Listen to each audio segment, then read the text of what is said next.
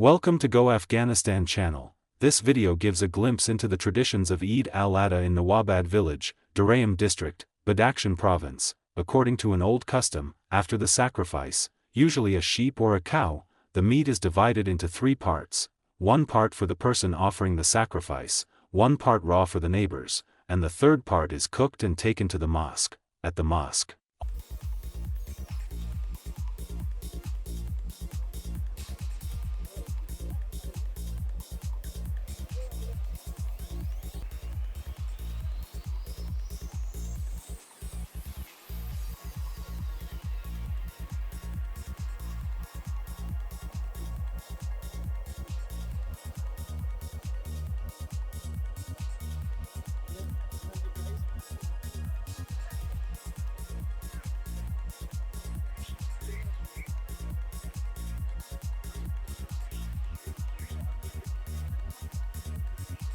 is mixed together, and a large portion is distributed among those in need who could not perform a sacrifice. The remaining meat is shared among those who attended the mosque. In this beautiful tradition, everyone benefits from the sacrifice of their Muslim brothers, showing unity, kindness, and support for those in need, a tradition that has been preserved for generations in this region.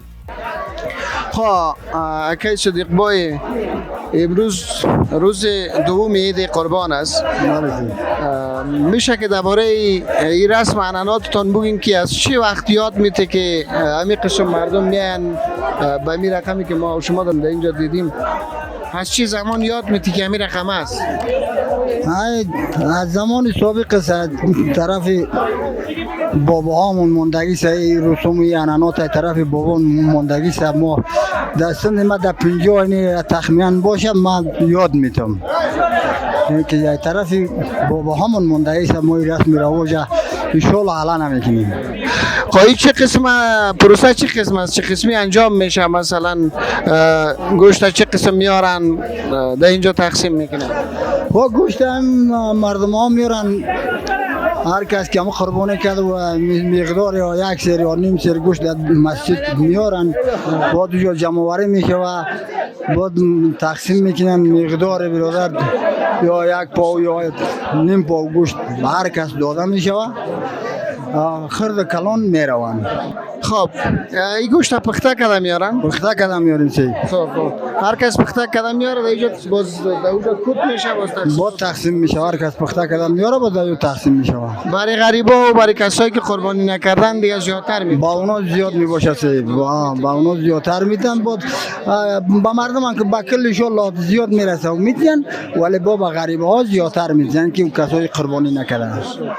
خب تشکر از شما آقای صدیق بای. سلامت باشین.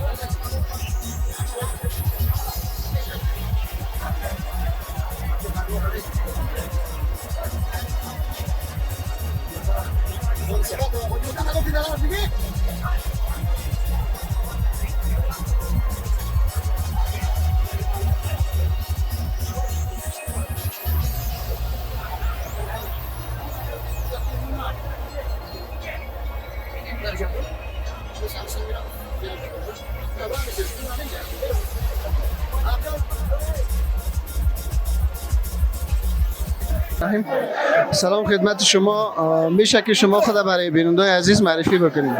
اسم من عبدالحنان، تخلصم شریفی از قریه نوآباد. بسیار عالی.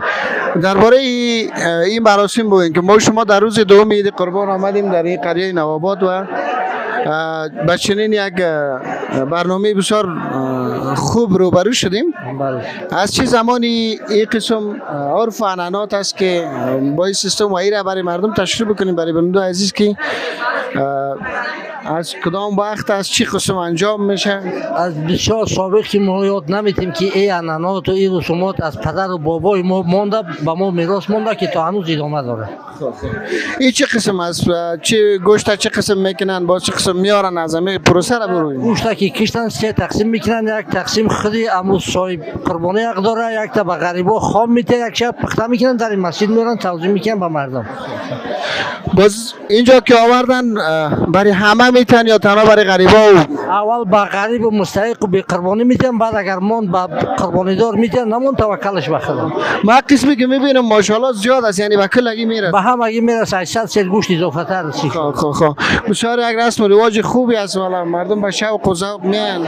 بسیار فضل خدا این رسومات عنعنات ما میخواهیم که ادامه بدیم، گم نشود که پدر به ما میراث مونده. دقیقاً بسیار یک برنامه خوبی است که امیدوارم همیشه پایدار باشه ان شاء الله و دیگه سلامت باشیم. بسیار زیاد تشکر. پیام شما چی از برای ما با جوانان همیشه که همین رسم و رسوماتی که ای پدر باقی مونده به جوانات همین فرهنگ جوانان ادامه بدن که گم نشه رسم عنعنات پدر و بابا و اجداد. ان شاء الله که گم نمیشه. بخیر سلامت باشین. تشکر از شما معلم صاحب بزرگوار. Please like and subscribe to Go Afghanistan channel for more videos like this.